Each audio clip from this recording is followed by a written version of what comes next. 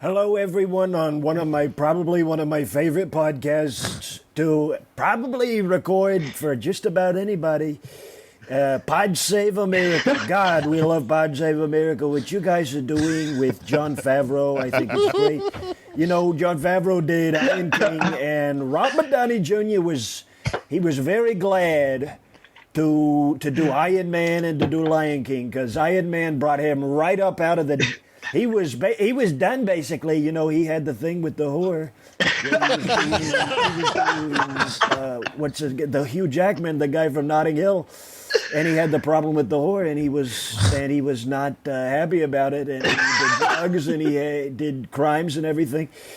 And now he gets to be Iron Man. He gets to zoom around, and I got to meet Iron Man, and I can say, very strong, very big, and yellow and red, and we're very happy with Iron Man, with Hawkeye. Hawkeye's music career is also going very good, and I had a lot of fun with Mr. Renner talking to him. So we love Jon Favreau. We love Chef. Don't we love Chef? We thought it was great. So I wanted to call in to Pod Save America and say, you know what, we love what you do. You're great Americans, okay? Maybe we don't always see eye to eye. Maybe we don't always think the same thing, but a lot of the times we do. So I think a lot of the people think that I'm doing pretty good, even with liberal and with left and all of it. I think we're probably doing better with those people than the right. I mean, I've got more liberal and lefty than just about anybody. A lot more than Tupac Shakur's mom, and a lot more than Mr. Chomsky. Mr. Chomsky, not a looker, not very pretty. Not a very pretty boy. And he gives away all the stuff for free. I said, Noman, you've got to start charging some money for some of it, all right? You got to make, what do you eat on? How do you sleep at night? You know, it gives you that glassy-eyed stare. Isn't it great? Oh, none of those social people, none of the left or the liberals or anybody, would it kill you to smile? Would it kill you to smile once? God, what an unfuckable group of losers. Really big shame. Oh, everybody looks like Abby Hoffman, and it's all inaccessible. Andy Kaufman, and I'm wearing a green blazer. I'm dressed like I'm in the Cuban military. It's so accessible. Anyway, I heard that today you guys are talking about reading theory, and I'm a big reader. I love to read. I'm Ender's Game. I love to read, and I'm reading a lot. We're reading more than you've ever seen. The amount that I read would make your head spin. And so you're doing reading theory today. You know, kids learn the sound, okay? So they learn sound, and then they learn letter, okay? So it goes sound and then letter. And then they learn syntax, where they put the letters in a big row. And then all of a sudden you're looking at sentence. So you send the sentence through the syntax, and you end up with paragraph, and all of a sudden you're reading book. So I think it's really great that you do it. And I wanted to say, great job, everybody, with Pod Save America. And I really, really like it. I really like it when people shove ideology down my throat and tell me what to believe. I hope you have a great night, and vote for Joe Biden, because nothing matters. Lock them into positions of hopelessness and helplessness. The government gives them the drugs, builds bigger prisons, passes a 3-strike law, and then wants us to sing God Bless America. No, no, no. Not God Bless America. God damn America. That's in the Bible for killing innocent people. God damn America for treating us citizens as less than human. God damn America, as long as she tries to act like she is God and she is supreme. All right, that was definitely, he knew that we are not Pod Save America. That was pretty You're funny. listening to the beginning of the second presidential debate, 2020. Well, it's just Andrew incredible Mitchell. that he was pretending to mix us up with Pod Damn America or with Pod Save America. Look at me. Wow. And while Look at him. also confusing Jon Favreau with Jon Favreau from season 2 of The Sopranos. That Jon Favreau. I like that he decided for his spin on Trump to be, what if Trump talks about politics? That's the thing he normally talks about. I thought he was going to talk about Halloween. I like the fact that he had, like, when people do Trump impressions, it's either like too much like rasp or a little bit too like nasally and whiny, and he hit like that perfect balance, man. The intonation is perfect. Yeah. Yeah. The way that the sentences ramble too is really well done. That's my problem with doing Trump impressions, is that it's so easy to be way too coherent to be Trump. You know, he loses himself like halfway through saying something and then starts and then has to put an exclamation in. So great job on that. Yeah, he has an improvisational way of like thinking, which is cool. But it's funny about like impressions is everyone the other day was like, damn, this guy nailed it. And it was like, yeah, he kind of did. Why did it take 4 years? This was year 4. Trump's brain is so hard to replicate that it took 4 years of work for comedy to kind of produce like this thing where you're like, oh, yeah. Sometimes he trails off and then he sings a little bit and he goes back up. As a culture, we got a third of the way there and we're like, that's quite enough.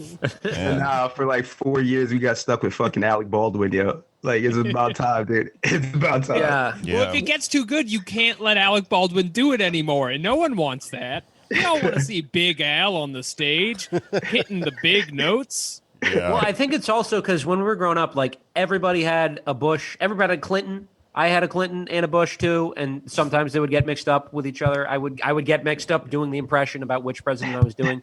And We're now one of the, like, I guess 10-year-olds with a Clinton impression around the house. I mean, do 10-year-olds now do Trump? I don't know, but like I think comedians just don't want, because it's. I mean, this has been said 1,000 times. It's hard to top the real thing with Trump, and that includes like doing the impression. Like that's. I mean, obviously this is great, but. Like, I mean, Trump himself is like a road comic, though, right? Yeah. He was, because, yeah. Yeah, he himself Seriously. is a comedian. He's got chops. Yeah, I doing mean, a Trump impression is meta because he's already a performer, you know? Yeah. Well, And he basically was a road comic because while he was doing The Apprentice, and even before that, every week he'd do like 5 like industry conventions in like, you know, Indiana, like some like granite dealers convention or some shit, and he would give these speeches and they'd just let him go off, and he would like, and he just learned over time how to be funnier and funnier and be more entertaining, and then he ran for president and it just went like fucking to an 11. Yeah, he's kind of like a corporate comic, right? Yeah. Like that The shit Dan that- Ninen of yesteryear. Dan Ninen, or what the fuck is that other guy? The fucking con artist guy? His name's escaping me right Banksy. now. Nah, the Banksy. one with like the channel where he didn't pay anyone. I don't know. He's one of those guys who figures out a way to get Steve Hofstetter. He's like the worst Steve Hofstetter. He like cut his teeth playing Audi fucking conventions and shit. Donald Trump owns Heckler. Yeah, can you imagine if Trump firing him. planted a heckler and then just like roasted him? Like had That's the perfect next step. rebuttals. Yeah. Well, he roasted this guy at one of his rallies because it was a supporter that he confused with a protester. And as the he was saying to the guy, like it was like this fat dude, he was saying to him, like, look at that guy over there. Look at that fat. I know I'm big, but geesh, look at him. And mind you, this is one of his supporters. And after the rally, reporters were like, yo, were you not mad? And he was like, nah, I know I'm fat. You know what I mean? You got me. It's an honor to be roasted. Honestly, They love that shit, yo. They love being roasted by him. if you're a good comedian, that's also what they say. You know, they're like delighted that you fucked with them. Well, that fucking opening sketch was James Austin Johnson, who's a very funny comic. So you should follow him. He'll be listed in our show notes and all that shit. Nice of him to open the show today. Let's officially start. I'm Jake Flores. Alex Patak is here. Hello. Welcome. Classic. Anders Lee is here. Anders Lee here. And joining us is Aaron Thorpe. You may know from Twitter, whose name on Twitter is Posadist Trap God. Yo, what's up, y'all? Thanks for stopping by. And also, since we're going to be talking a little bit of theory later in the show, and I happen to have a smart As the person president around, was saying. I grabbed my friend and roommate, Sean KB from the Antifada. Welcome. Hi, I'm a theory person. Thank you. I need to, like, sometimes I have to borrow your brain for No, shit. please, I'm happy to do it. I destroy I'm very your happy nerd. Sean is here. Because if Sean wasn't here, I would be like floundering right now. Well, no pressure, guys, huh? Yeah. So before we get into talking, theory and Marxism and capital and stuff like that, let's talk a little bit about what's happening in the news. Dicks are out. Dicks out for Harambe.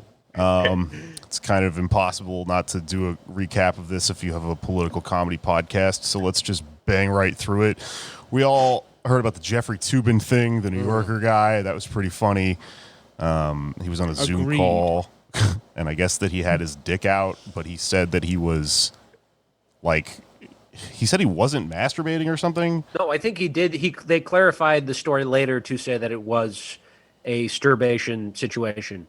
What other situation would it have been? Like, I understand it's the day of. I mean, I feel like we have to confirm it, but it's just like, no, I was under attack. You make an adjustment. I don't know how well hung you are, but my cashew pea needs a little, flicking every now and again. What the? I mean, sometimes your dick just fall out, man. Yes. You adjust yourself in your seat, and your dick just comes tumbling out. I think that the story with the Jeffrey Toobin thing, and I won't beat the story to death or whatever. Oh. Yeah, I know. It's because it's also we need Sean here. He's the theory guy. It's been talked about to death or whatever. Is that I guess what they were in the middle of was something that New Yorker writers do, which is an election simulation game on Zoom, and I guess on a break. Nerds. He just started jacking off and then accidentally turned his screen back on or something. Oh, well, he was supposed to be the Supreme Court. Yeah.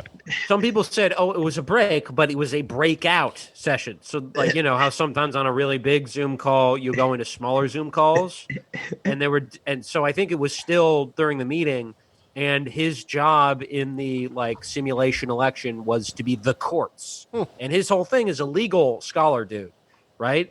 He's the go-to correspondent at CNN for legal stuff. He writes for the New Yorker on it. He covered the OJ trial. So he has an opportunity to actually imagine himself in a huge position of power in, I guess, the Supreme Court of the United States. And if you're that guy, of course you're going to stroke it at that point. That's of course. Yeah, that's the fucking... What are you going to keep being at work? Well, to him, this is his absolute fucking, dream job that he's probably never going to have, but he's probably fantasized about a lot. So there's probably, a sexual drive to it, I guess. So or you maybe seem like you've taken the angle the New York Post has taken, which is it could have happened to anyone. We all have to be understanding right now. I mean, it shouldn't. I mean, I don't think you should masturbate to people without them knowing and agreeing to it. So no, I'm not on his side, but that's just me trying to understand his pathology. Okay, I appreciate the psychoanalysis because we do need to get in the heads of these people to understand the true story here. Okay, Sean, what does theory have to teach us about wanking off on a Zoom call? What form of labor is that? I would rather take it from a philosophical, maybe metaphysical perspective. I think that you have to do an immanent critique of the brains of these people. You need to see what comes out and what unfurls from their own psychological, psychosexual perversions. And so I think that we need to basically do dialectics on Jonathan Toobin to understand what would compel him to put his penis out like that. Okay. Well, all right. So if I understand dialectics correctly, thesis, I feel like jacking off. Antithesis, I'm at work. Yes. Synthesis, but it's a Zoom call, though. Yeah. That's it, guys. That's what I was looking for. If I turn off the camera, it's fine. All right. Well, so you guys got this. You guys got theory. I've always felt like dialectics is too heady of a term, and the term I like to use actually fits in very well with this, and that's just rubbing. We say rubbing instead of dialectics, and that's literally what was happening here. Well, that you is... always call dialectics rubbing. You're saying that it works for you all the time. Yo, for all real, that is a very ridiculous. It's a silly ass metaphor, but so we'll get into this a little later when I talk about Capital, but I'm watching the David Harvey lectures that go along with Capital, and he literally does use that metaphor. He says he rubs for the class. He shows it. He acts it out. It's brilliant. He says you rub two sticks together, and then they create a fire. Right? and the fire is jacking off while you're pretending to be Ruth Bader Ginsburg or something. The contradictions word. Okay. Yeah. So, all right, that shit was funny, right? And I guess the thing that was really funny to me about it was that he just sort of gave up the game, and he was like, there's like no way to say I was not jacking off. So let's, move the goalposts. Is jacking off not okay? Busting makes you feel bad. But it's just funny, like people try to defend him and shit. Like somebody was like, what he deserves right now, some blue check, what he deserves is forgiveness. And people should be kind and stuff. And I'm like, if that shit happened to any working class person, I'm not saying that you should be beaten off in like the electronics department at the Walmart that you work at. I'm not saying that. But if you did, like, you would not get forgiveness at all from your employer, right? Like, come on. yeah. No, in Capital, Marx talks about how when you would jack off in a factory, it would create surplus value because you would turn everyone on so much. And that came, from nothing. And your cum is reproducible. Exactly. So, right. And if you look at the materials, how much cum does it take to make a sweater? What is its use value from there? Yeah. 20 gallons of cum to make a coat. Yeah. So A coat is, for whatever reason, way worse. I don't know why. yeah, that's the nightmare to imagine a coat made out of cum. Yeah. So the other person who got caught jacking off this week was Rudy Giuliani, which we brought Sean back on the show to talk Yeah, about. I'm also the Giuliani correspondent. Returning homo thug expert Rudy Giuliani. Weren't we at the beach telling somebody about that book just recently? I think so. Yeah. For anyone who didn't hear that episode, We were I have telling Jeffrey Toobin. Remember?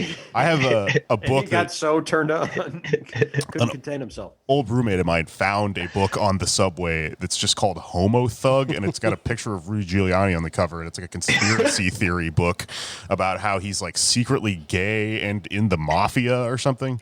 It's quite a read. It's also a text that you should read in a reading group and not attempt on your own, like Capital. You might end up You jerking need off too David much. Harvey if to you read come along. explain Homo Thug at the end. There's all these Injecting lectures. acute British analysis. The Yeah. medical crime family and so forth, they love to beat it on the A train. By David Harvey explaining this. I mean, when we had Sean on, I think one of the things we discussed is Rudy Giuliani. I don't know. I normally don't like psychoanalyzing people, but I'm just on a tear today. Giuliani has like this fucking devil may care attitude about everything because he survived a cancer scare when he was mayor right before 9/11 happened. And after that, like, his popularity just soared through the roof. And so he has this feeling of like invincibility. And I think that's what's going on here. Like, there was maybe a half second where he was somewhat resistant to having sex with what he thought was a 15-year-old girl. And then he's like, oh, she wants to do this. I don't even have to like hit on her. There's no way. This is Borat's daughter. I'm America's mayor. Yeah, he's got like the new lease on life, like Trump has now. Right. When a politician almost dies, they come back and they're like carefree and stuff. That's dangerous stuff. Yeah. Do you think he ever role plays where the bedroom is like ground zero and he's walking around naked, just leading with confidence? Soaking up the power. He gets pegged with a twin tower fucking dildo that's like 8 inches. He's just pointing to girls around the room. Someone fuck that girl. No, but Anders, you were saying that like this kind of sense of infallibility that he has, and I was watching this Fox interview with him, man, where he was like, mind you, this is like right after like Trump got COVID and shit, and this motherfucker is like up there talking about like how it's not that serious while coughing throughout the whole interview, yo. And I was just like, bro, can you imagine like what godlike drunk power you must have to sit there and just deny the fact that like you're dying inside, yo? That's so fucking funny, dude. Yeah, I don't. Trump is also impossible to psychoanalyze. I'm having a really hard time squaring that story with this other thing that I read about him this week, which is that apparently when he stormed out of that 60 Minutes interview he scolded the person interviewing him for not wearing a mask, which is like really funny because he's the guy. He's Trump, He's the guy who's like, it's not a big deal, but apparently post having COVID, he's become like a mask crusader a little bit some of the time. Well, that's how you know he's going to lose, because he's care lording. Yeah. he does that with cussing too, because I remember this is back in like 2016. He was talking to a journalist, and she was like, "You use a lot of foul language on the campaign trail. Don't you think that'll like piss off evangelical voters?" And he answers with, "Do you want to say that again without the swear word in it?" She actually says, "Okay, do you think that will upset evangelical voters?" And he's like, "Thank you." And then just proceeds to say he never swears and it's just all made up or exaggerated. Swears all the time. Like, he doesn't have a consistent brain. Yeah. Yo, I'm just convinced that he's not actually a real person, and he's just like the personification of id. You know what I mean? Like, right. That's why I think it's also just hard to make fun of him. You kind of saying this, Jake. It's like, it's too meta, man. I think that's what the South Park guy said at first, like right after the election, where they're like, they didn't, I think, have his likeness on the show for a minute, because it was like, how do you parody that? Yeah. Right. It's like making fun of a wave or a sunset. Yeah. I like this. We're getting into Freud and Marx. We're doing Deleuze.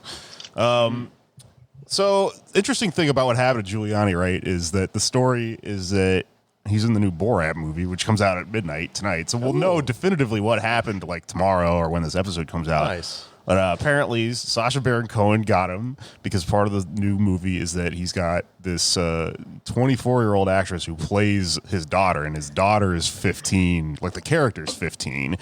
And, Borat, it's easy to forget this about Borat, but technically he's like a journalist is the whole concept of the character. And so his daughter is like also a journalist. And I guess she told Giuliani that she wanted to interview him for something. And then he like invited her back into a hotel room or something. And he just started jacking off. And his defense, and we'll find out because this is all in a fucking movie, his defense is that he was like just furiously trying to tuck in his shirt. Oh my God, bro. What the fuck? And Trump defended him on this. Did you see the tweet where he's like, "It was a tuck" in all caps? Like a Seinfeld episode. Right. Tuck. It was just a tuck. No fuck. Shirts can be hard, though. I mean, all joking aside. But that guy was definitely pounding off to what he thought was a child. But I guess what really sticks to me is that he's 76 years old and still like this monstrously, like sexually. You'd think that would just drop off for a while because it's a huge liability, but he's invincible. Yeah. Yeah, I would think that your dick would just stop working, yo. You know what I mean? Guess we'll all find out. I mean, I think those guys are probably pumped full of like Cialis and shit, and like, right. I think that easy access to young women is pretty common among the Giulianis of the world, right? They exist in this kind of rarefied sphere where they're celebrities as well as politicians, and I'm sure that Giuliani's been in a situation where he's managed to like bag a 22-year-old reporter girl because that's just like he's powerful and he has money. Right. So is he in Epstein's book? If he's been around all these young women, who's been procuring them for him? It doesn't make any sense. All right, so I want to talk about that a little bit. That's why this is not just a funny story about someone jacking off, but there's some pith to this, right? He's trying to reframe what happened. Right. And it's funny because it's like, no, that movie's coming out. I don't know how the fuck films like Borat are made where they're just like allowed to use secret footage and it's legal and all this shit. But that movie's coming out and it's probably going to disprove all the shit he was saying. Because he was saying he called the cops. He was saying he's a fan of Borat. And he was bragging that he didn't get got by Borat, even though this is the most got anyone has ever gotten by Borat. Right? But I think that the real story that we can kind of perceive, through all the ways that like the Fox News stories and shit are framing this is it's there, and it's going to be, I don't know, a little bit, it's going to be undeniable. And I wanted to kind of transpose this over another story that happened regarding Sacha Baron Cohen, right? So I was reading about this yesterday, and there's a piece. I think this person named who tweeted this, Sadville. I'm not exactly sure where this is from, but it'll be in the show notes. So there's a story of what happened. To Sadville. It's a story. Like Farmville? It's a fucking Twitter account. It's much worse. Okay.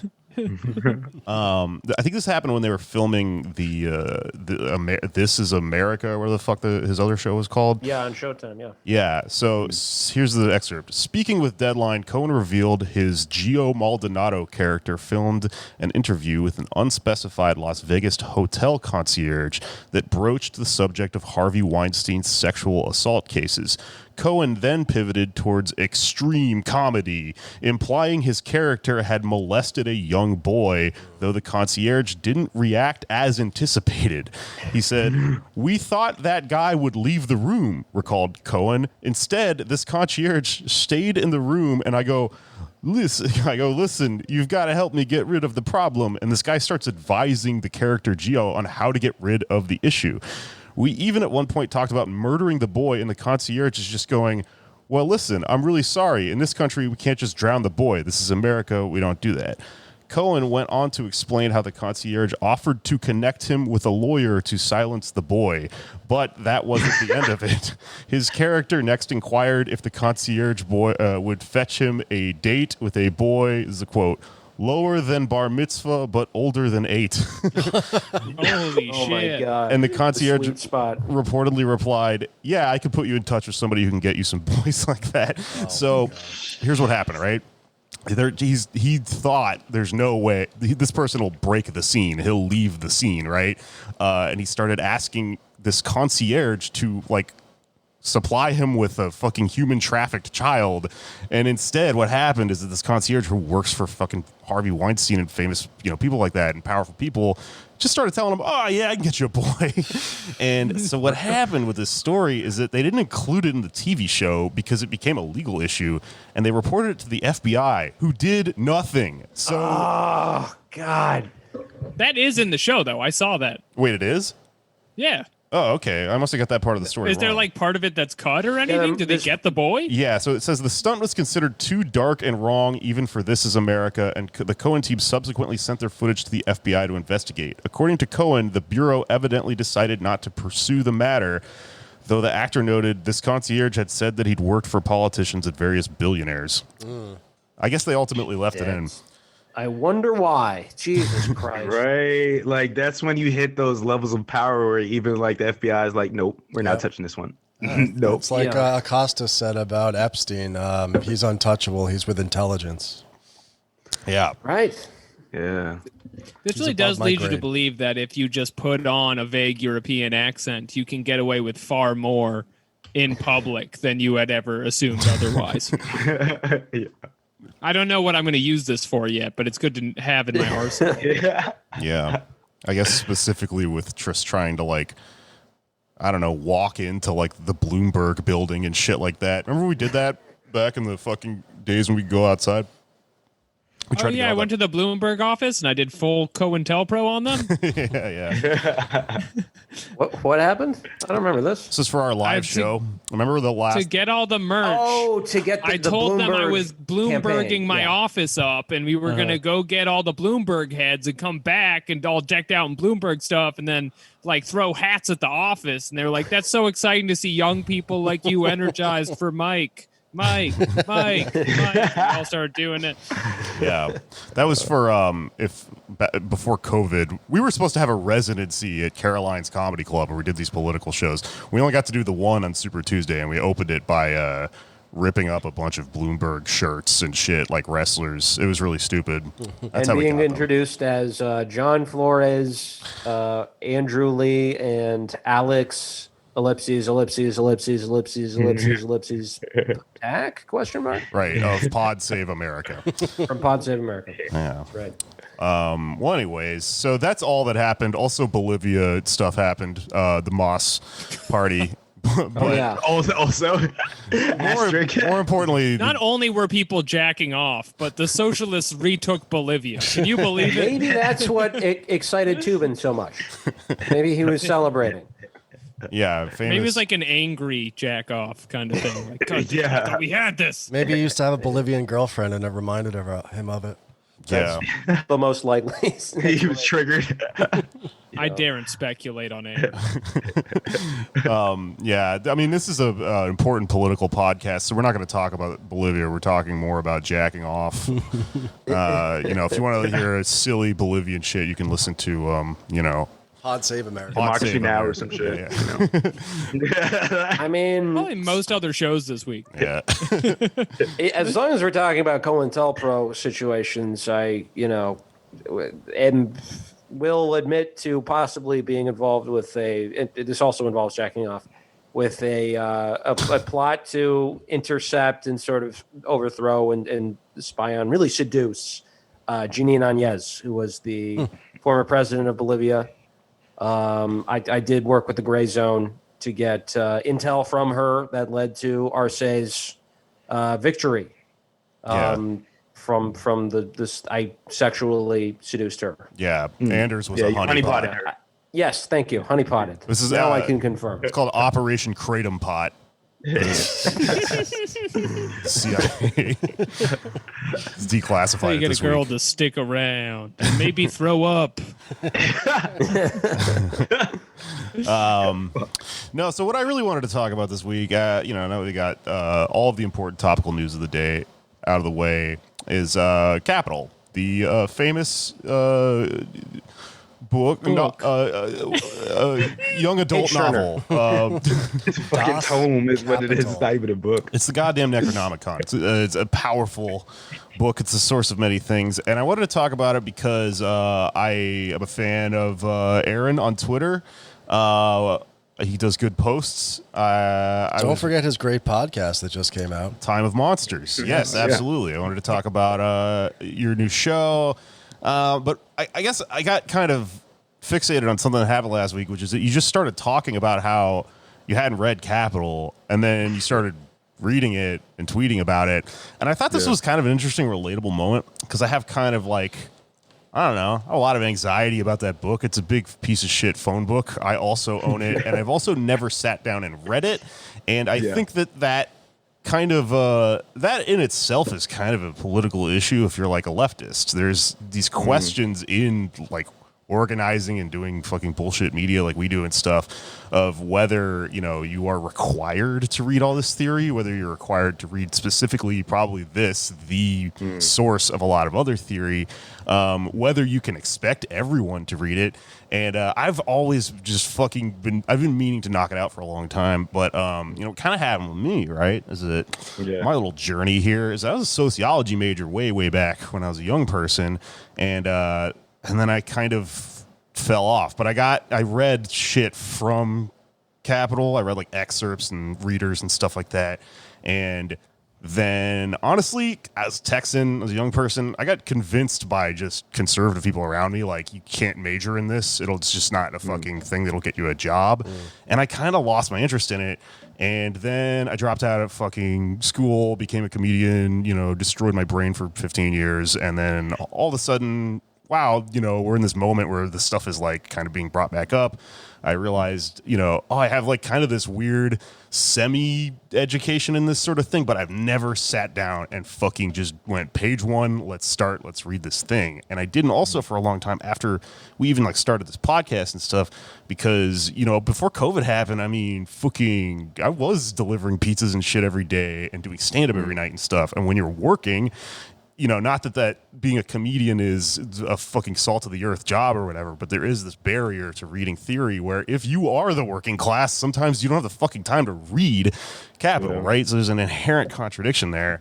And basically what happened is once COVID happened, I became actually kind of excited to stop doing stand-up for a fucking gap year or whatever, because there's all this shit like this that I would otherwise have a very difficult time sitting down to and like actually getting through. And when I saw you talking Tough about book to read at a bar for sure. yeah, for sure. I mean, you definitely can't read it if you're doing road comedy and you're like hungover on a Greyhound bus to fucking Philadelphia or whatever. Yeah, not ideal. Yeah, None of it will make sense. right. And so I started knocking out all this other shit I wanted to read, and then I finally got up to where my stack is down to like, all right, I'm gonna do it. And I noticed it was right around the same time you were talking about doing it, and I wanted to kind of sit down and powwow with you and Sean and my friends here and talk kind of just about like, why read Capital? Should everyone read it? You know, these questions are kind of relevant to our circles. What do we think about people that sort of like, I think like kind of sublimate all this anxiety by just going, I'm not going to read it. There are a lot of people who say, you know, they quote like that big Bill Haywood thing where he says, I do not have to read Capital because the marks of capital are on my body. I just butchered that quote or whatever. But You got close though. yeah, I tattooed a map of capital onto my body. yeah. I You don't need to know the quote because we've lived the quote. Yeah, I don't need to quote Big Bill Haywood because the marks of Big Bill Haywood are, I don't know. But yeah, I don't know. So I guess I just wanted to ask right off the bat, you know, how you came to this moment where you're like, you're going to decide to take this plunge, what you think about all this stuff. And then we'll borrow Sean's brain and we'll learn about value and stuff like that. Yeah. So I guess I bought this book, the copy that I have. I bought this shit like 5 years ago, man. And it was after moving to Atlanta for the first time. It's 2016, actually, moving to Atlanta for the first time and doing grassroots organizing for Sanders before the official campaign ever got to Atlanta. And there was this comrade who now I think has gone on to NYU to study law. But there was this comrade who I went over to his house after the meeting and did dabs, got really fucking high and drunk. Nice. And I woke up in the morning on this couch in this city that I didn't really know with these new friends who I trusted, but I still like, I didn't know them. And I was also like slowly, newly becoming radicalized. And I like books. I majored in writing and literature. Like I would like to think that I read a lot, but probably don't read as much as I should. And I went to his bookshelf and I saw Capital. And the night before that, I was asking him, I was like, what's the difference between Marx and Lenin, right? Because these are terms that I heard thrown around, Marxist, Leninist, and all this. And he was, well, Marx developed the theory and Lenin put it into praxis. And I was like, okay. So that morning, I went to the bookshelf and saw a Capital. I was like, well, let me look at the theory. And I sat there like kind of like still like weed hungover from the night before. And it's probably like the sun's coming up. So there's this real like coming through the blinds in this living room. And it was just a real nice like atmosphere to read in. And I sat there and opened up the book. And when I got to the part about, a thing has two values, a use value and exchange value, there was like this chasm or something like that, or just this like gateway that opened up in my mind and it was very metaphysical where I was like, holy shit, dude. Like, I think that Haywood quote is appropriate because everyday working people, even if they don't read theory, they live it, but understanding how that process actually functions and even just the idea that a thing can be used as what it is, but it can also be exchanged for another thing.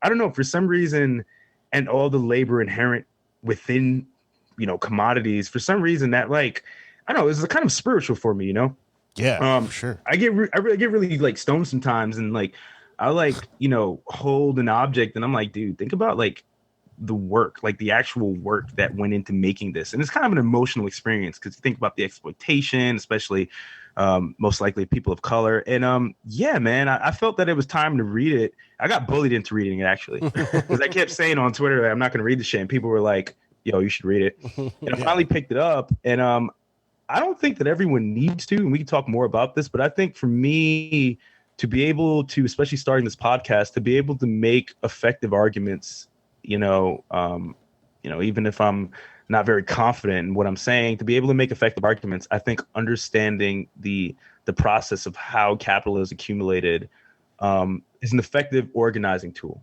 right? I don't have to quote Marx, But I think by understanding that, it opens up pathways to meet people where they are and talk about exploitation and, these systems of domination. So, that's why I started reading it. I felt like I had to. Yeah. I mean, I definitely feel personally like if I'm going to run a show like this, that's probably required. And there is a bit of an excuse if you are like, oh, I'm fucking, living on a razor's edge and I'm really busy. But COVID kind of put me in a situation where I was like, anyone who bullies me into this is correct. Like, I have no excuse, right? Yeah. So now is the fucking time. Yeah. Let me tell you a story, I think, that's kind of similar to what you're talking about with that first chapter about commodities and values.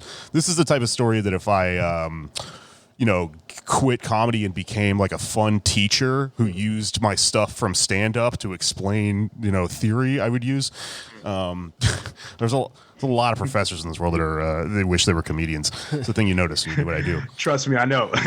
In college, I know. I have a story directly from stand-up, which, as we know, is the philosophy of the street or whatever the fuck people try to say all the time. I thought that was hip hop. No, it's no, sorry, it's jokes. It's Capital Volume 1, Philosophy of the Street. I have e-boying. What is it? I have this thing where I think it's very corny when people talk about comedians as if what they're doing is more heady than it is, because it's, for the most part, it's not a one-to-one, like, this is not philosophy, but there are parallels, right? And they occur to me sometimes, right? So I was thinking about this when I was reading Capital today. Years ago, only like over 10 years ago, I was sitting around just writing, just trying to come up with material to throw it around at an open mic that night with a friend of mine. I think it was my friend Chris Cubis, and I think this is how this went down, was that I just turned to him and I was like, okay, here's something. What the fuck is gold? Like, I was just thinking about gold, and I was like, why is all of human history like people fighting over this stupid, like, shiny yellow rock? Like, it doesn't really make any sense. It's, pirates are fucking killing each other over, like, gold. Like, why not silver? Like, I didn't understand it. And so we started talking about it. Pirates. Yeah.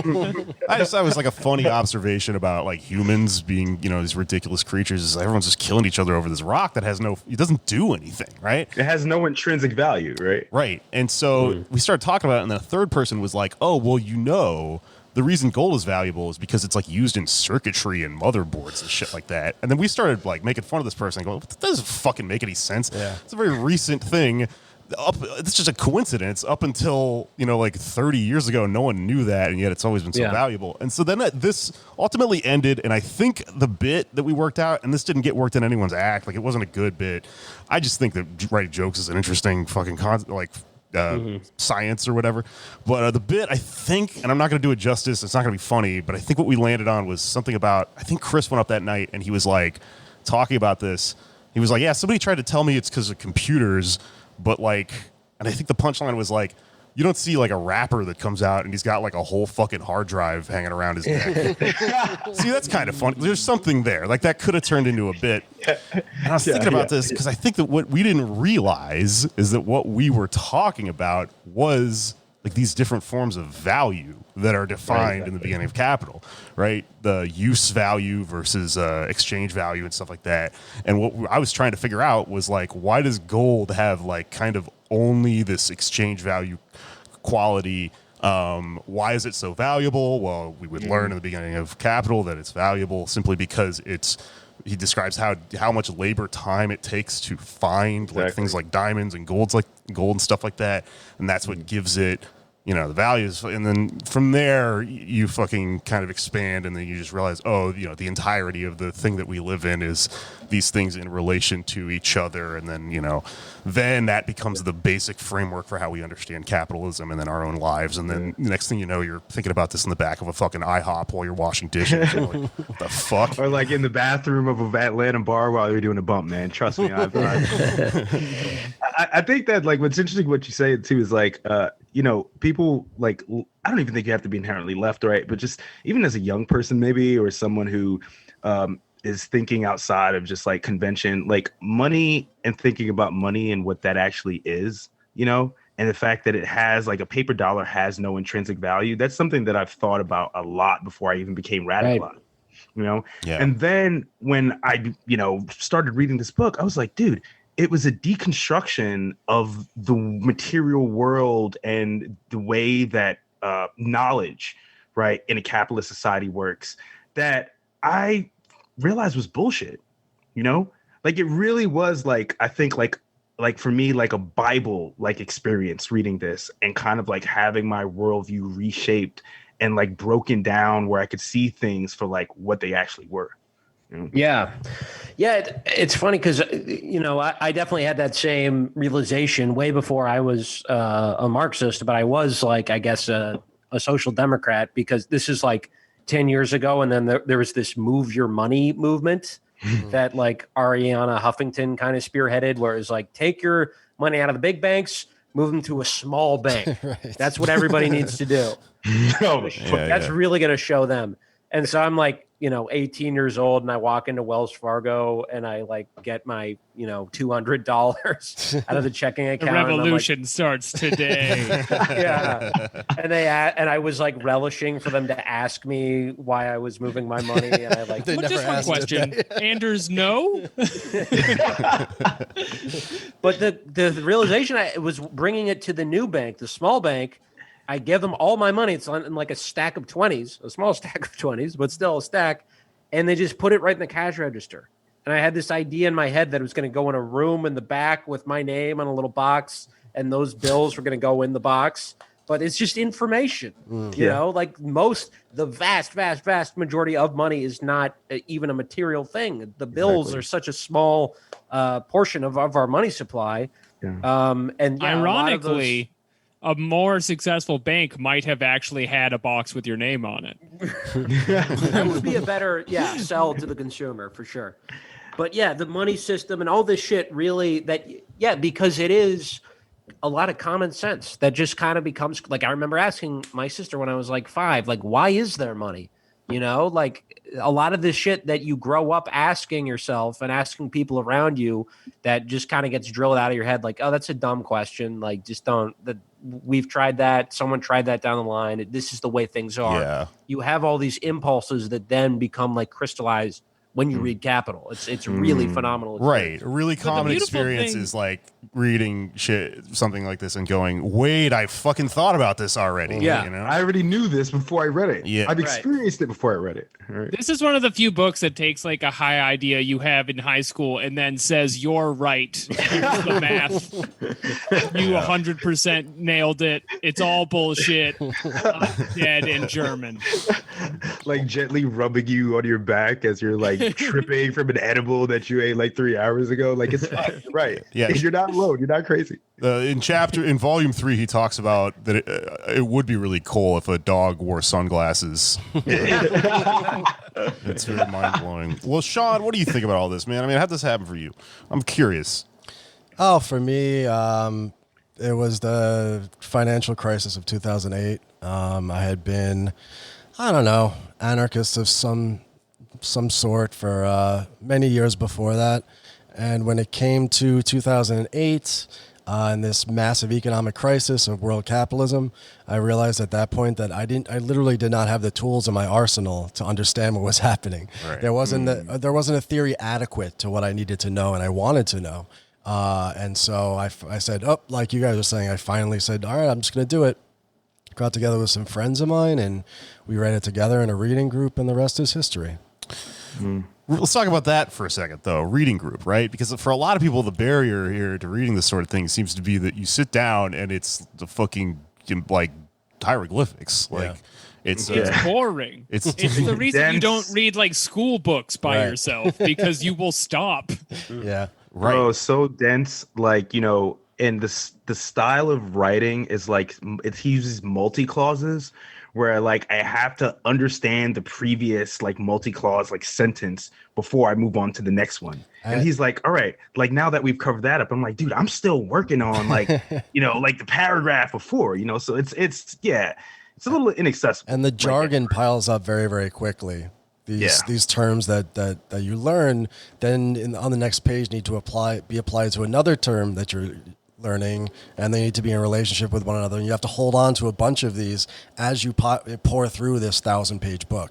Right. Not easy. Yeah. So one thing that people suggest is like to look up these David Harvey lectures. This one specific professor who's just made a chapter by chapter sort of thing. I studied with him at the CUNY Grad Center. Wow. Really? Look at that. I took a class called Marxian Political Economy with David Harvey. Oh, that explains so much about you. Did you go to the pub with him after? I did. That's what I always fantasized about watching the lectures. He'd say, like, if you want to ask me a political question, wait till we're at the pub. And I was like, damn, I wish I could go to the pub with all these Yeah, we went to the people pub. on my YouTube. Yeah, that's how Like, I'm there, man. all my political questions were answered. Okay. Not really. I had to do that myself later on. Another. Honestly, I'm afraid of beer. I don't. Yeah. What value does this Jaeger bomb have? Huh? Why don't you tell me that? You know what I was thinking the other day too, man? Like I don't know. Like I feel like in order for you to like write something like this and kind of prepare for it and think about it, this motherfucker had to be drunk out of his fucking mind, or like, He was. or like, you know what I mean? Like Yeah. it's just like that sort of like mind expanding like experience that you have when you like. I think he was high on Hegel. I'm reading But he would. Michael Heinrich's political biography of Marx and the Birth of the Modern World right now, and we're not even close to Marx writing Capital yet, but he's just getting out of college. And one thing is for sure is he was a really, really, really bright, cantankerous guy. He used to love to party a lot. He used to love to drink and get arrested and all that fun stuff. But yeah, I don't think that a work of this scope is reproducible by any of us these days. Yeah, no, he was a freak. I mean, it's funny given the way things are right now with everyone being a basement online psycho or whatever, but he has the vibes of like kind of a scary, roommate that you never talk to, and he doesn't talk to you. He's working on something. He's an anomaly. It's ironically, given what Marxism and historical materialism are about, it's sprung from probably like an anomalous guy. There, oddly, that might be part of how this sort of stuff works. I want to, if we're going to talk the theory, I wanted to touch on something I think you guys were kind of circling around. Sure. Which is the difficulty of reading Capital, and also the first encounter with Capital and how it's really eye-opening, and you say, "Oh my God, I never thought about it this way." The reason for that is right in the method itself, not just the method of analysis, but the method of writing. Capital isn't a work of economics.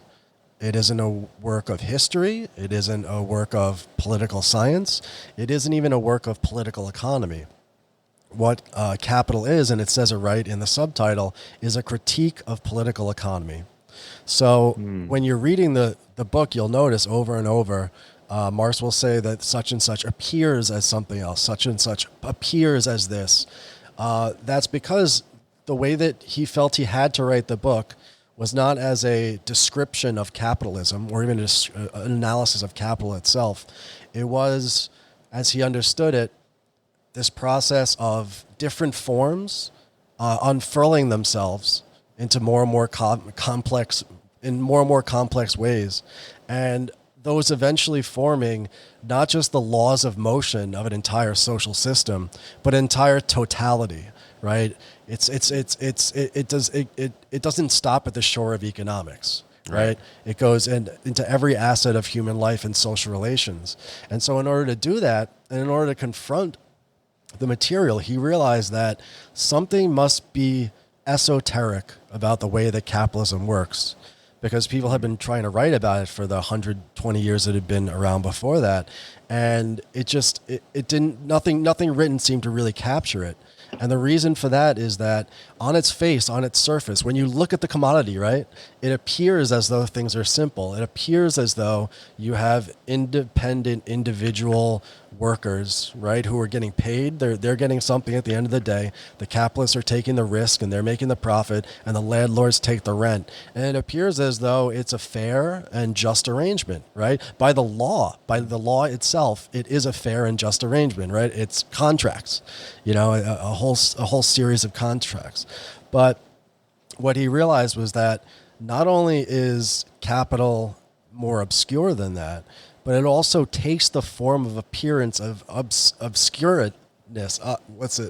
It takes the form of appearance of being obscure because there's something about the nature of capitalism itself that obscures itself from all of our eyes. So by the time you get to the labor theory of value, he's applying, the Adam Smith and the David Ricardo conception of how you understand the economy. He goes past the labor of theory of value even. If you look at his work, it's an imminent critique of the labor theory of value. He says even the labor theory of value itself is insufficient to understand this. So if it seems obscure, the text, it's because it had to be written in an obscurantist way in order for Marx to get at the obscuring ways that capitalism appears to us every single day. Right. If that makes sense. Oh, yeah, this is why They Live is about you have to find secret haunted glasses to break through the obscurity. Yeah. I think that's people are gonna fucking hate me for this, man, because people were talking about this book a couple weeks ago. But I like Infinite Jest, right? And that was one of the things too. Is like, if I could read that fucking book, like I could definitely read this shit. Yeah, for right? sure. But Infinite Jest has been accused of being difficult to read, but that's mostly because David Foster Wallace stylized the book construction in such a way that kind of proved his point or his main thesis of the book, that it's much easier for you, but less intellectually fulfilling to sit down and like binge like a Netflix series or something like that than read a book, right? Like simple pleasures versus more sort of like pleasures of the mind, I guess, right? Are harder and more difficult to engage with. And he structured the book in that way to prove that point.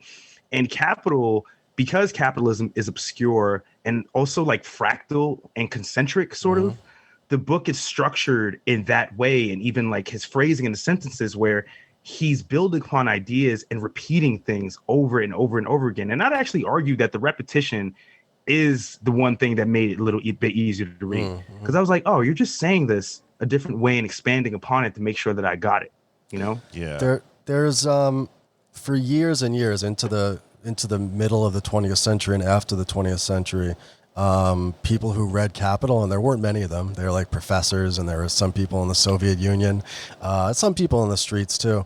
They always thought that the last section of Chapter 1, Volume 1 of Capital on the fetishism of the commodity, they thought that was just a weird, like, metaphysical thing that Marx threw into Capital. It was kind of an afterthought. They didn't really seem that important to understand commodity fetishism.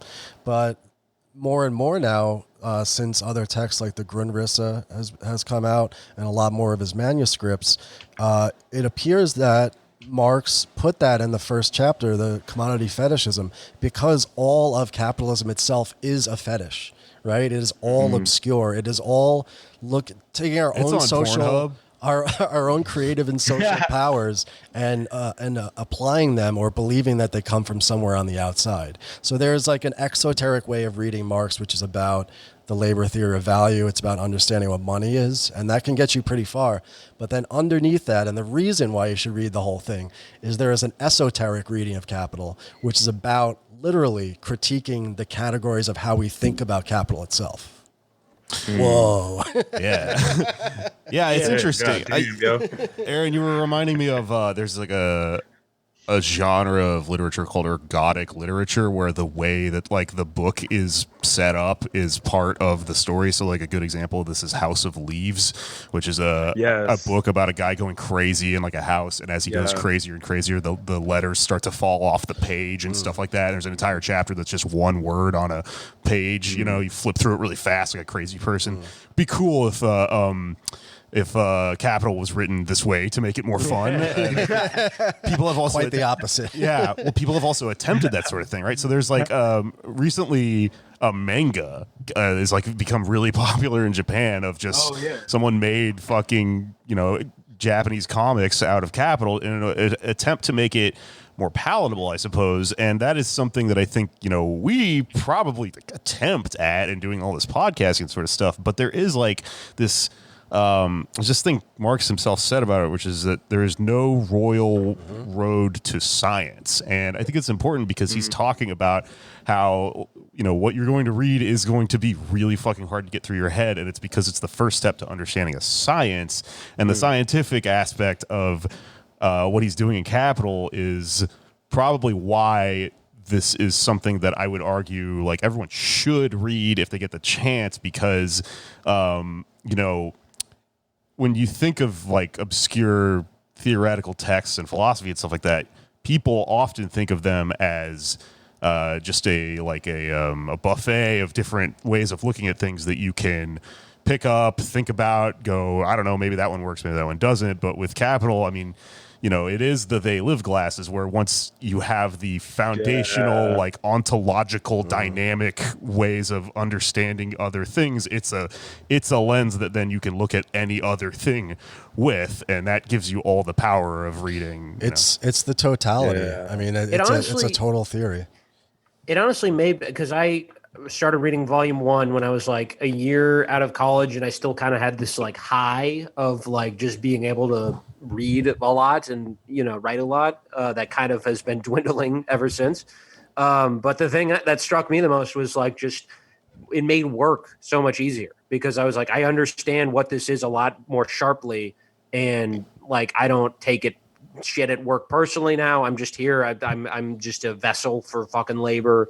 You're not a human. I'm not a human when around the clock. Let's just fucking get it over with.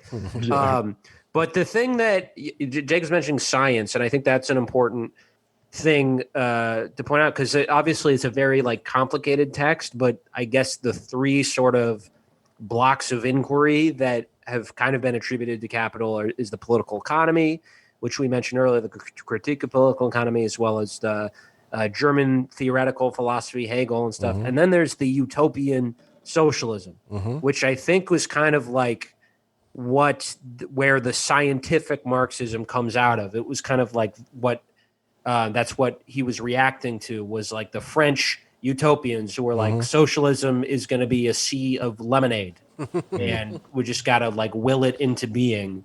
And that was kind of, you know, seems like kind of a problem for the socialist movement, is they didn't have that enough people at that time who were like sitting down and actually studying economy and like actually going through this shit and trying to make a nuanced, complex case for socialism.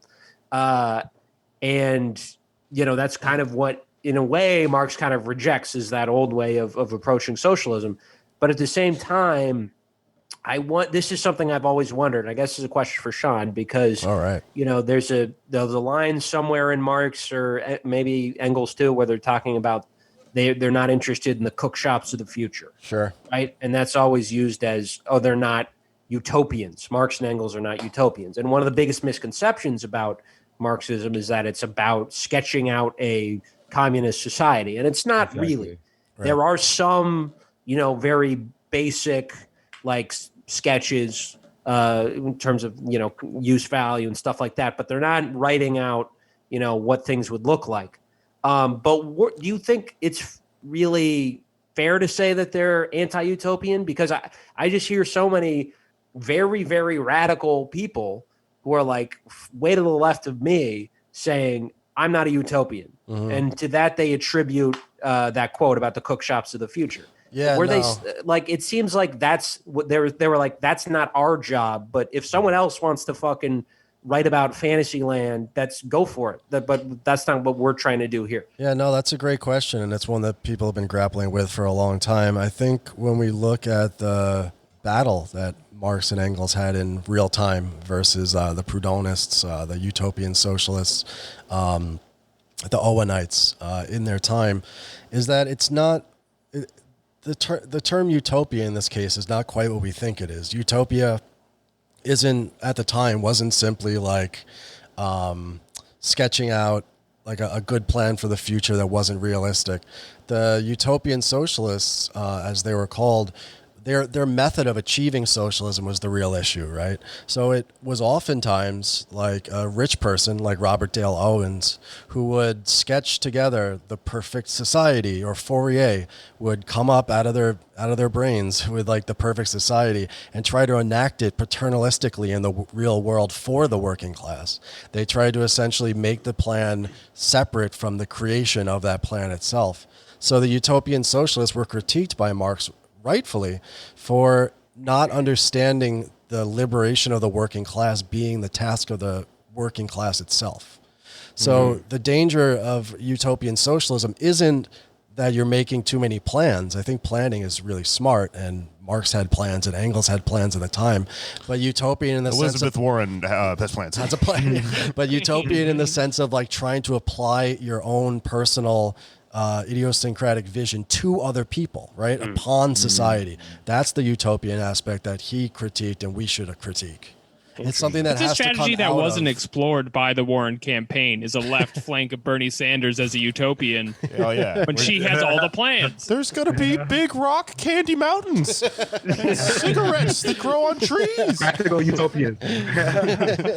Yeah, big structural. You get it. You get it. Yo, I just want to add, we're talking about utopian socialists. I just want to add, y'all know that the dude who started Gillette, like the shaving company, was a utopian socialist? Oh yeah. Really? Yeah. Yeah. Just thinking of the perfect shave.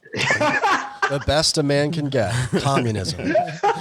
Yeah, no, we talked about this a little bit. I can't remember what episode it was, but there are a lot of the like weird utopian socialist societies that were just sort of kicking around in early America, devolved into cults that then devolved into like people that sell silverware, like Tupperware. What do you call them? MLMs and shit. Yeah. New 'cause, Harmony, like, famously. Yeah. Yeah. Yeah, because we forget these in America too. Before the 20th century, and even somewhat during the 20th century, there were a ton of these utopian societies all over the place. Like during Marx's time, and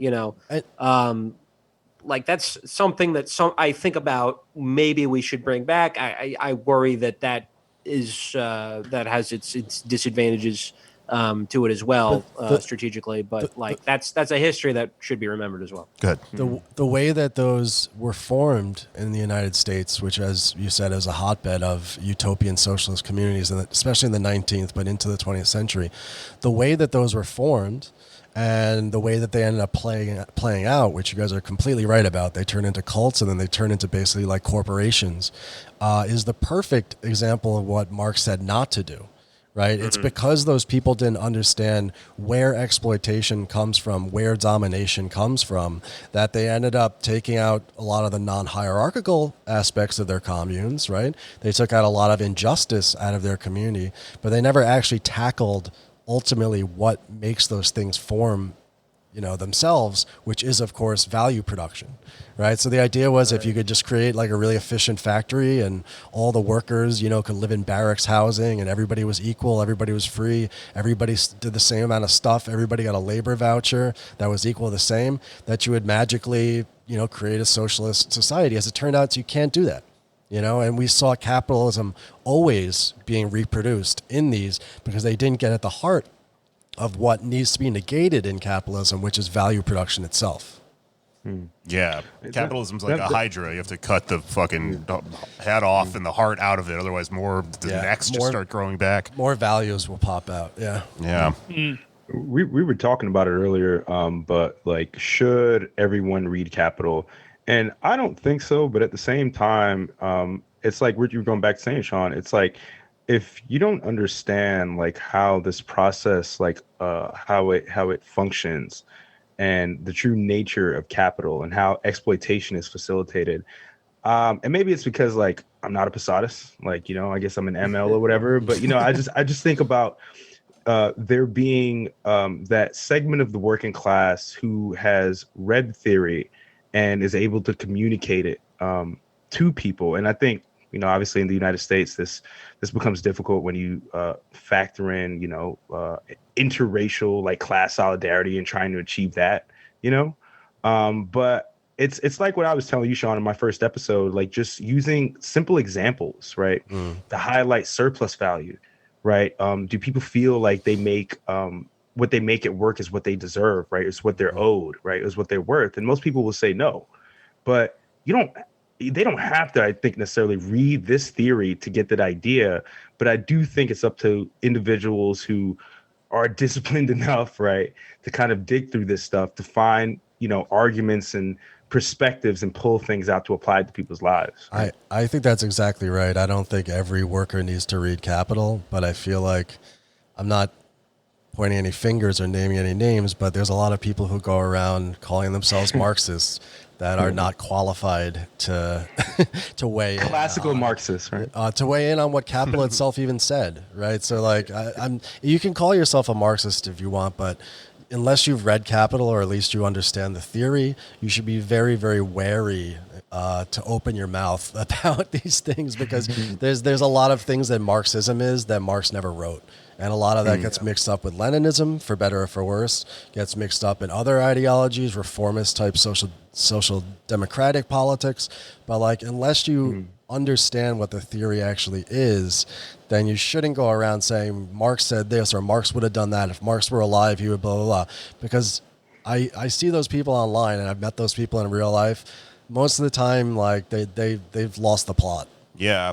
I mean, I certainly probably guilty of, especially, you know, when I was younger and stuff, just over-representing that sort of thing because it's a fucking cool-sounding word. I don't know. Oh, it's, you know? I know, right? It's cool to be a Marxist now. The other thing is that, you know, if you've fucking read readers and you've read sections, or, I mean, honestly, there's some level to which I fucking feel like I've definitely had some osmosis from fucking Twitter, from just being online all the time, because sometimes a thing happens where someone misuses the term commodity fetishism, and then everyone talks about it. And you go, all right, here's some really perverted version of like a primer on a thing that I vaguely remember. Twitter is good for that, actually. It's easy to convince yourself that, like, well, maybe I don't need to read it because I think I already kind of know the basics of what it is, but I think that that's probably not true, because there is this quality to it, and Harvey was talking about this when I was watching him, like, where it's the entire thing is a work in and of itself that's cohesive, that you can't hunt and peck and just sort of take different pieces, because when you take those little pieces and you think that that is Marxism, you end up becoming one of these wild take people online who just does Mad Libs and that's the exact reason why I think if you consider yourself a communist, if you're an organizer, or like you want to be spreading the good word of Marxism, you should read it, because by the end of it, it's not going to be little grab bags of Marx quotes here, or it's not going to be like, well, Marx said this, Marx said that. It's not just a totalizing theory, but it's also a method of analysis. So as soon as you yourself can get that method down, and then you can look at your concrete situation, the situation of the world around you, you can apply that a method to it, see how the forms determine the content, and understand the world a whole lot better. Right. And there's this big fallacy that you see people get into all the time, where like they're not, like, you can become someone who's so orthodox with their Marxism that you don't understand that Marxism itself would require you to analyze the thing you're talking about a little bit more. It's dialectical itself. Right. Like, being dogmatic about it is actually not using it correctly, right? Yes.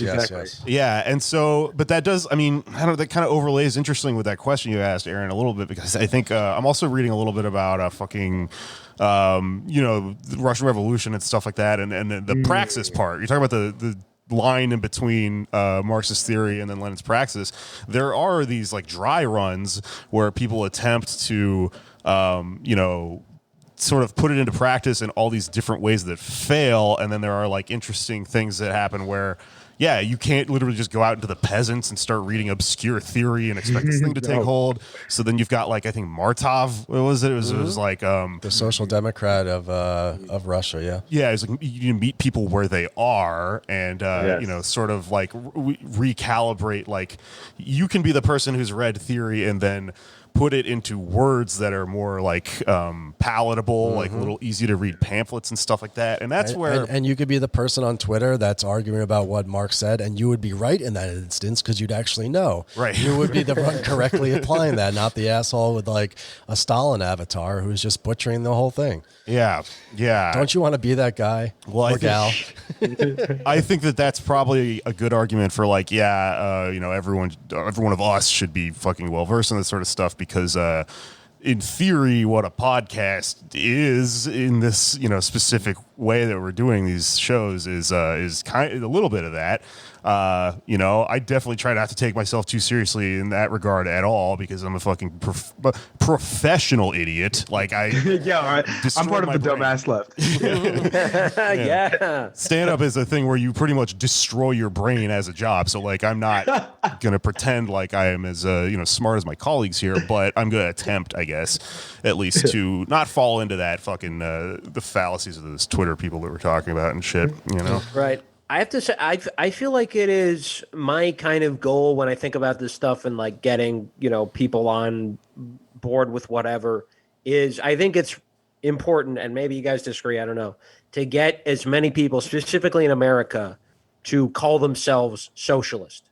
Like that's more important to me than any other term right now. And I think it doesn't really bother me that a lot of people come into that with, oh, that means healthcare. That means I have more money, because that's a really good starting point. And you can continue to sort of sharpen their understanding with reading groups or just, conversations. And some that's going to involve a lot of people reading Capital.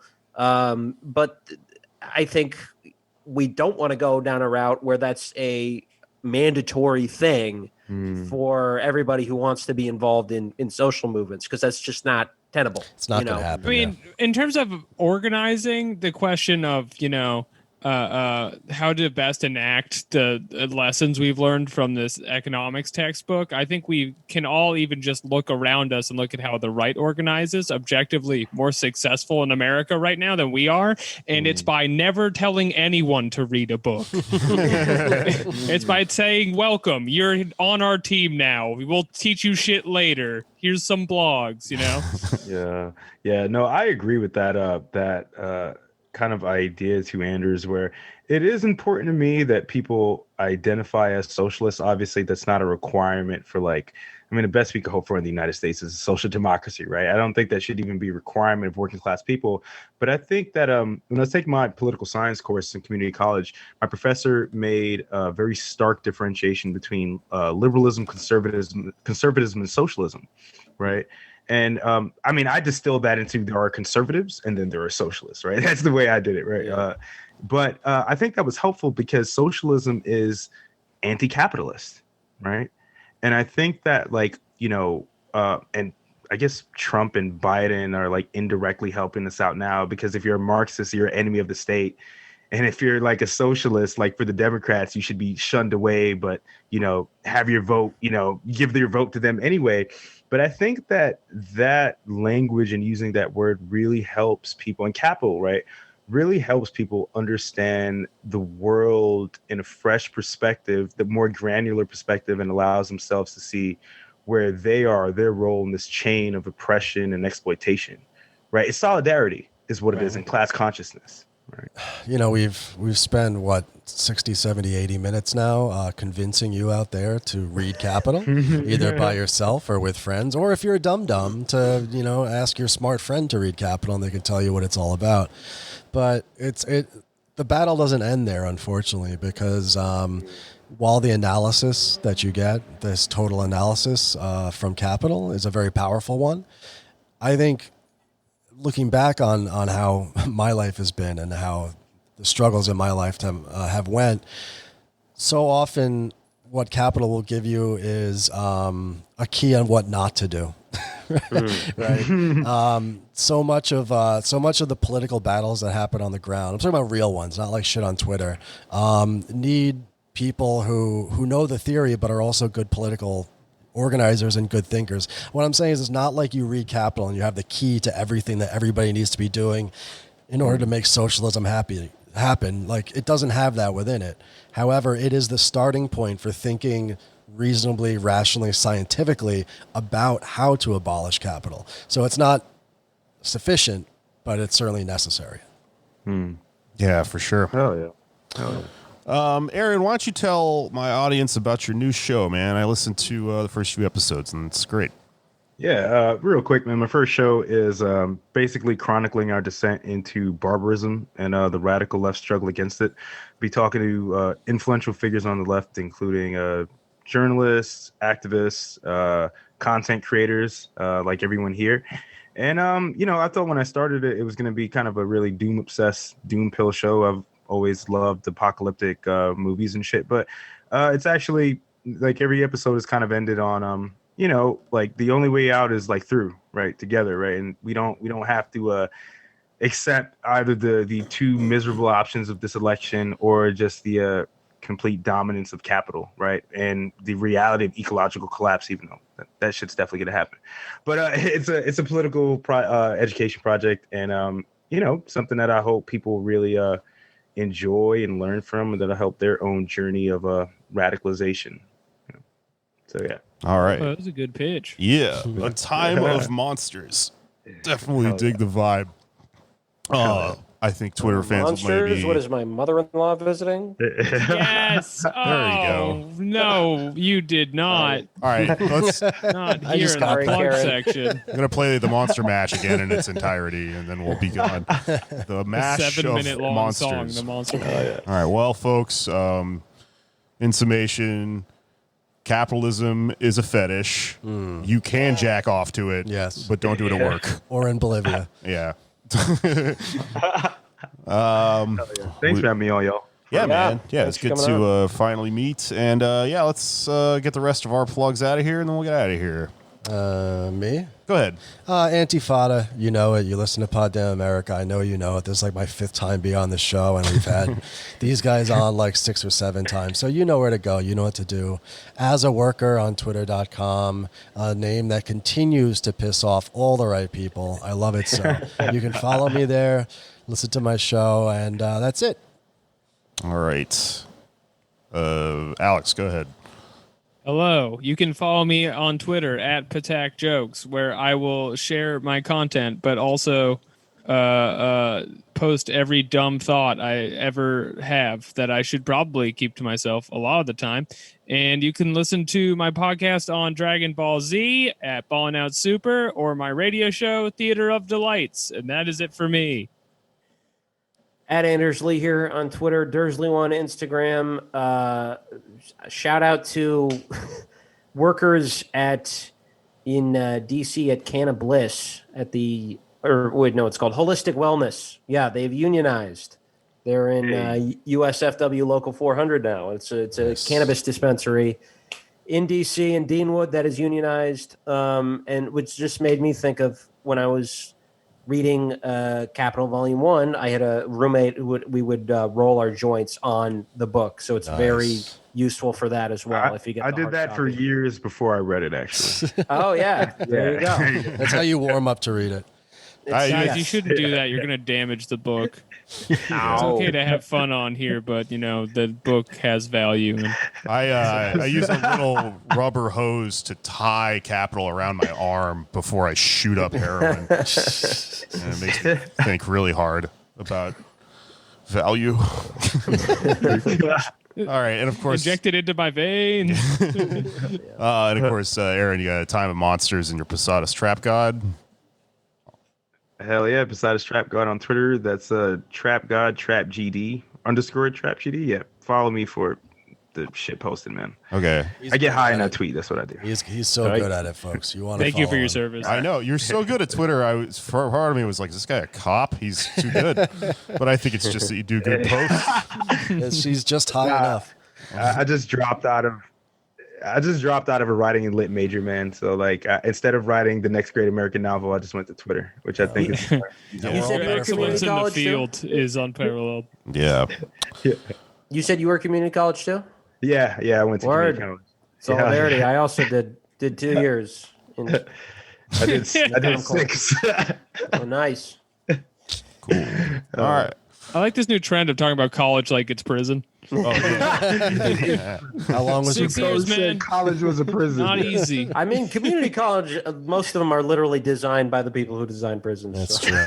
Very true. You mean the ruling class? Damn. Yes, I do. All right. Yes, I Play a do. spooky song. Play a spooky song right now. I'm gonna play it. We have merch on our fucking, you look all our shit up on our show notes and stuff. And our Patreon. Please sign up for our Patreon if you enjoy our show. You want bonus episodes?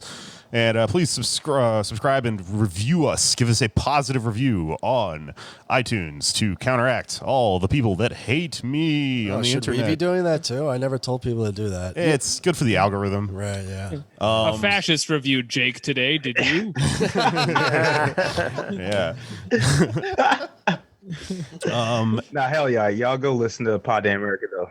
I love that podcast, man. You guys were one of the few podcasts in my weekly rotation when I was working in the kitchen. So Oh shit. yeah, Thank you. man, I'm very familiar with y'all. Yeah, listen to that shit. We're popular in kitchens. Big kitchen podcast. Yes. All right. Well, I'll be You're playing. popular among the dumbass left. Yeah, the yeah. dumbass. I love Back that- of I house love that dumb moniker. left. All right, I'll be playing us out with some listener music that I haven't decided yet. Here you go.